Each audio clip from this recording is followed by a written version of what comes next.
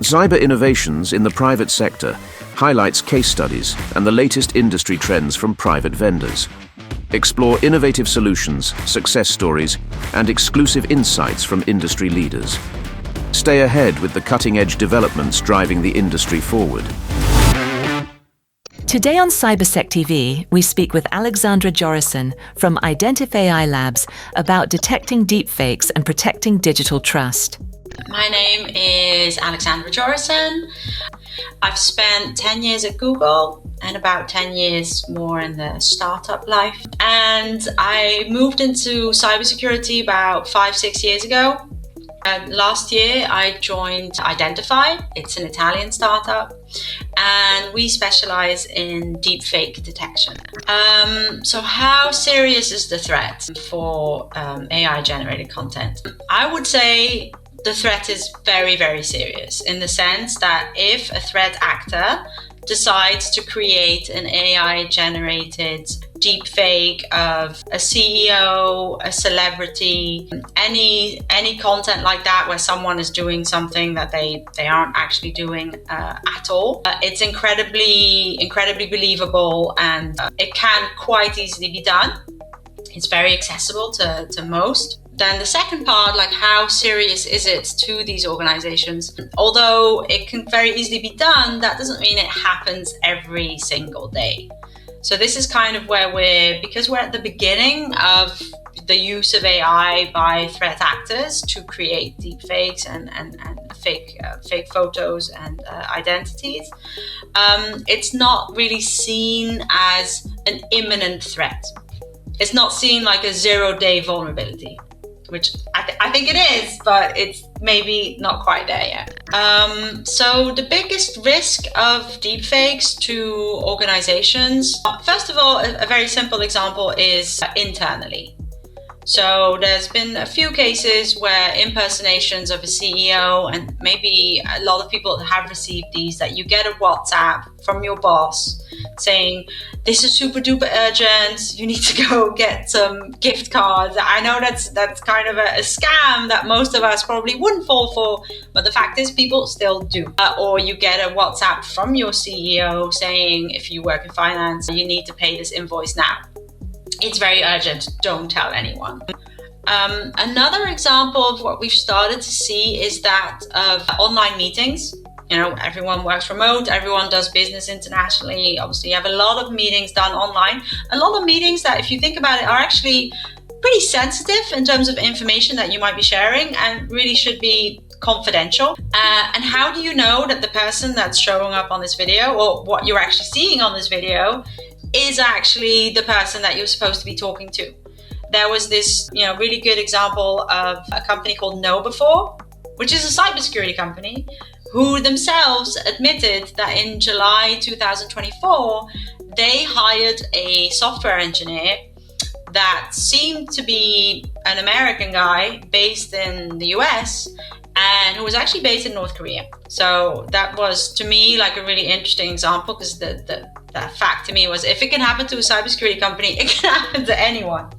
So the core mission at IdentifAI is that we believe that, first of all, on a human level, everyone should have the right and the ability to be able to see that what they're looking at on their phone, or like in any digital channels that you're using, to be able to know that what they're looking at is either real or fake, or should we say half fake, like modified. And because AI has come such an incredibly, long way, especially in the last few months, I would say, it's becoming harder and harder to do just with your eyes. Like, a lot of deep fakes, especially on social media, it's really hard to see whether something is actually real or not real. So we believe that everyone should have the ability to do that, just to be able to trust what you're looking at is real or not. So at an organizational level, with enterprises and organizations that we work with, that translates into providing them with software and tools to be able to detect the same. So there's variances in what people can see. So you can say something And as you know, there is no 100% security in cybersecurity. There is no such thing. But with, a high degree of certainty, we can say this content is real. So it can be a picture, it can be an invoice, it can be a document, it can be a voice message, it can be a WhatsApp, or we can tell you this is likely not real.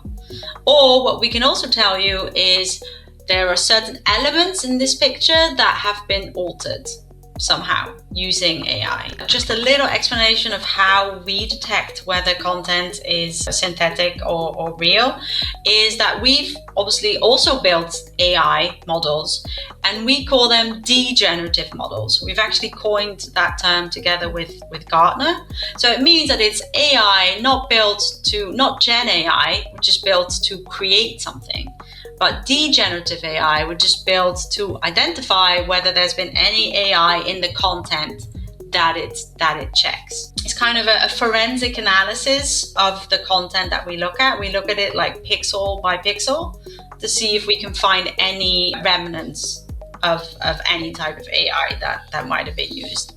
And then you can access that on our website. You can access that through an API or through a custom-built agent if you're a larger enterprise.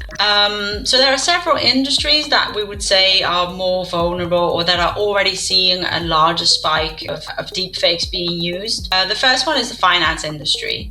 So especially digital native banks that use online platforms to do their KYC processes or AML processes, digital onboarding processes. So they are starting to see a lot of synthetic identities being created. So that's finance, crypto companies, again, very susceptible to that for threat actors to be able to launder their money. Online gambling. Another vertical is the media. Right? Broadcasting companies, production companies. One of our clients, sells pictures online. Obviously, they have to be able to detect whether something is real or AI generated, purely because they have to be able to label it, and B, because the price would actually be quite different. If you're looking at content that was created by a human versus created by a machine, I think we feel quite differently towards that, and we want to know. So how can organizations protect their brands? I remember there was a deep fake in 2024, I think, that the Pentagon had been hit by some kind of bomb, and you could see the smoke, and then you could see the stock market immediately taking a bit of a tumble. It recovered quite quickly once it was seen that it was a deep fake, but there was an impact. So how can organizations protect their brand and reputation? It is by keeping an eye on what's happening out there in terms of anyone faking any content that they might be putting out there. Watermarking is maybe something that people want to look at, and just keeping an eye on what's happening out there, who's talking about their brand, who's saying that they are their brand, and how can they themselves authenticate that this is a message that is from them or that it's not from them. Obviously, threat actors are constantly creating new content and new models to be able to create that content. And us, and obviously other companies as well, are also releasing new models to be able to detect that content. I'll give you an example. When Nano Banana 3 was released, I think it's about 3 months ago, a couple of weeks later, we had to release a new model as well, because it's a very good model. So we had to. So yeah, actually we update our models every 4 to 6 weeks. So is it an arms race? Yes, it is. In AI, it will always be like this. In cybersecurity, you will never be at 100%, safe, because there is always a new vulnerability, a new way for threat actors to be in, and a new way for people to create deepfakes. Regulation always plays a role in organizations actually addressing a risk, because at a certain point they have to. For example, with NIS2 or DORA. One of those where it comes to deepfakes is the EU AI Act, which is coming into force in August, which has a specific section about deepfakes and media companies being able to label the content that they broadcast. Like, they have to have some kind of process and software in place to be able to label the content that they show to people.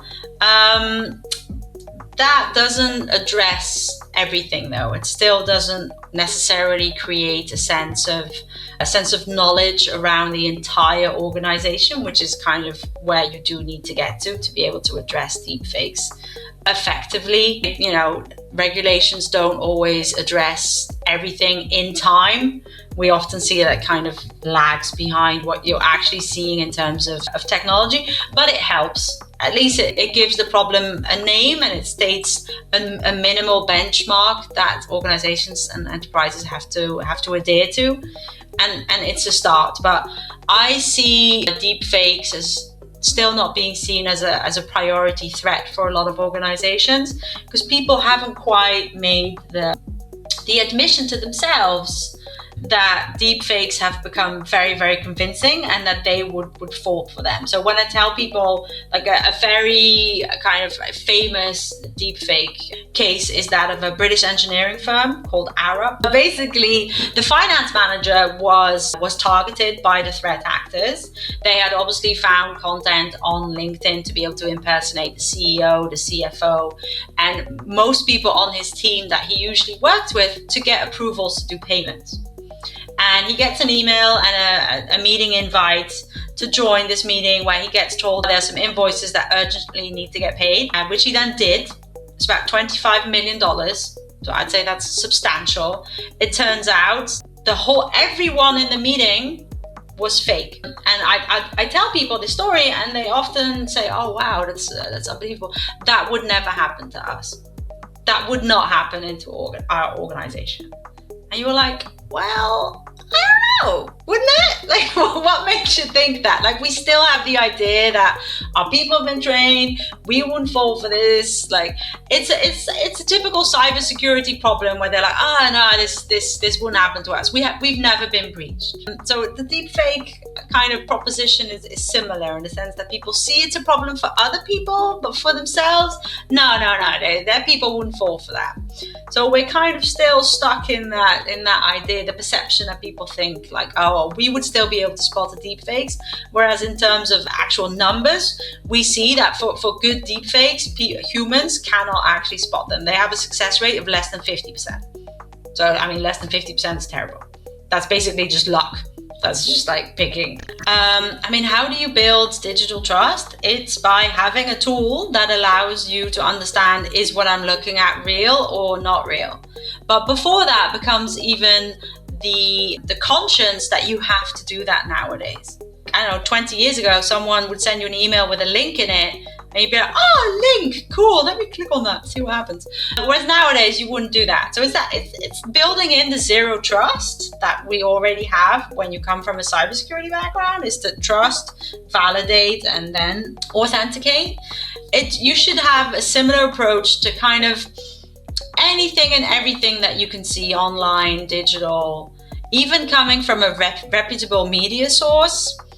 You know, you never know. And I have children myself, and I obviously try and teach them how to be safe online. And unfortunately, I have to say, most of the things that you see online could be fake. So you should always just double check that it's real. And these are the tools that you can use to do this. Obviously, one of them is IdentifAI, but the first thing we have to do is kind of build in that education piece. So I have absolutely no doubt that deepfake detection and authentication verification of content is going to become pretty standard. So for interviews, online meetings, people will say, hey, do you mind if I check that everything kind of lines up? Same on WhatsApp, like people use WhatsApp so prevalently to do business and to have conversations. How do you even know like these people are real? Like you have absolutely no idea. And hopefully, like I strongly believe that that's going to become kind of the norm.